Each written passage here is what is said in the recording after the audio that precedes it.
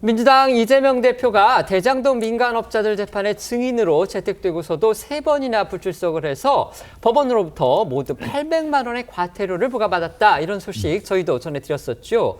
이 대표, 그런데 오늘도 그 재판에 증인으로 출석해야 했지만 끝내 모습을 보이지 않았습니다.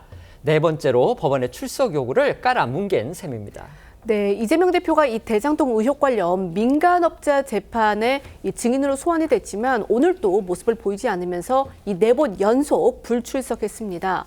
때문에 당연히 이 재판은 제대로 심리에 들어가지 못하고 또 공전됐는데요.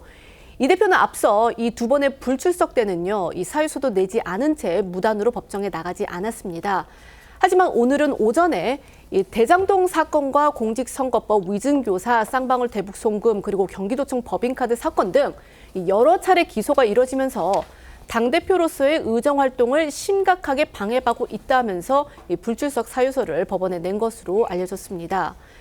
검찰은 이 대표의 불출석에 다수의 변호인들과 재판부, 피고인들이 있는데 이 재판이 공전되는 것이 매우 유감이라면서 우리 법은 과태료 처분 후에도 불출석하면 7일 이내 감치하도록 되어 있다. 이 원칙적으로 구인 절차를 밟아달라 이렇게 재판부에 요청을 했습니다. 이 피고인인 유동규 전 본부장 측도요. 이 대표의 출석을 강제토록 하는 것이 적절한 조치라고 생각된다면서 이 단호한 조치를 요구했습니다. 이에 대해 재판부는 국회의원은 헌법상 이 불체포 특권이 규정되어 있기 때문에 이 증인으로서 출석을 위한 강제 조치가 가능한지는 고민 중이라며 오는 4월 7일 기일에 출석을 다시 한번 기대를 해보고 그날 증인 신문 절차에 대해서 확실하게 정하겠다라고 했습니다. 법원은 이 대표가 오늘 불출석 사유서를 미리 낸 것을 감안을 했는지 과태료를 더 부과하지는 않았습니다. 하지만 다음 기일에도 안 나오는지 보고서 증인 신문 절차를 확실하게 정하겠다 이렇게 밝혔기 때문에 만약 이 대표가 4월 7일에도 출석하지 않는다면 더욱 강경한 제재 조치를 취할 그런 여지를 남겨놓은 것으로 보입니다. 그렇습니다. 이 재판부는 이 대표가 오늘까지 4차례나 재판에 출석하지 않아 결과적으로 심리가 4번이나 공전된 상황이 난감할 걸로 추측이 되는데요. 앞서 재판부는 이 대표가 첫 번째, 두 번째 재판에 나오지 않자 과태료 300만 원을 부과했었고요. 지난 28일에 예정된 세 번째 재판에도 나오지 않자 소환장이 송달됐는데 추가로 들어온 불출석 사유는 없다면서 과태료 500만 원을 추가로 부과했습니다. 이 대표에게 부과한 500만 원의 과태료는 정당한 사유 없이 불출석한 증인에게 부과할 수 있는 최고 액수입니다. 법조계에서는 이 증인이 소환에 정당한 사유 없이 불응할 경우 법원은 과태료 부과를 거쳐서 증인을 구인 명령하는 경우가 일반적이라고 보고 있습니다. 법적으로는 과태료 부과 후에도 증인이 정당한 사유 없이 출석하지 않는다면 구치소 등에 가두는 감치 조치나 강제 구인도 가능은 합니다.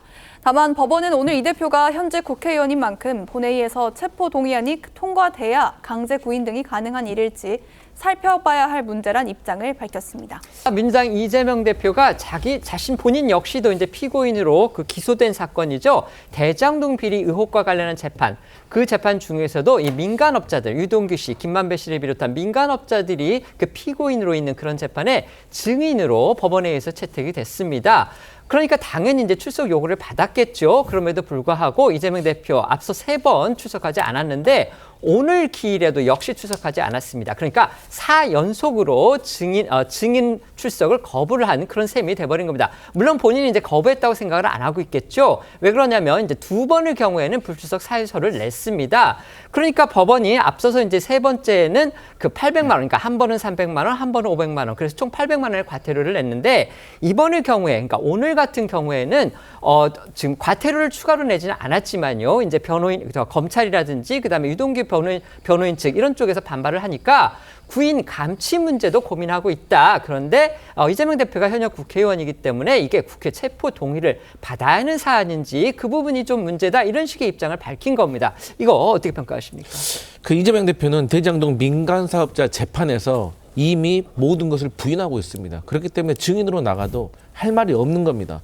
또한 본인이 부인하고 있는 문제에 대해서 본인 사건에 대해서 증인 소환을 계속해서 하는 것은 사실 진술 거부권을 보장한다는 헌법 취지에도 반한다고 보고 있고요. 그다음에 이재명 대표의 변호인 측은 사실 이재명 대표가 법정에서 진술하는 것이 검찰의 주장과 또 배치가 되면 또 위증으로 기소할 수도 있다고 그런 우려도 있다는 점을 말씀드립니다. 네. 결국 판단은 판사가 하는 거겠죠. 판사가 판단하는 것이고 판사의 필요에 따라서 지금 증인을 나오라고 하는 것인데 그래서 이재명 대표는 작은 불법은 괜찮다라고 생각하는지 모르겠습니다만은 지금 유력한 차기 대선 주자이자 제1야당의 대표입니다. 자, 지금 5개 재판에 8개 사건 12개 혐의를 받고 있어요. 자, 그런 이재명 대표가 이런 식으로 법을 어기면 국민들은 뭐라고 이야기하겠습니까? 국민들은 나가야 되는데 저렇게 권력이 있으면 안 나가도 되나? 라는 그런 판단을 내릴 거 아니겠습니까? 이런 작은 불법, 이런 것을 저는 간과해서는 안 된다 이런 생각이 듭니다. 네.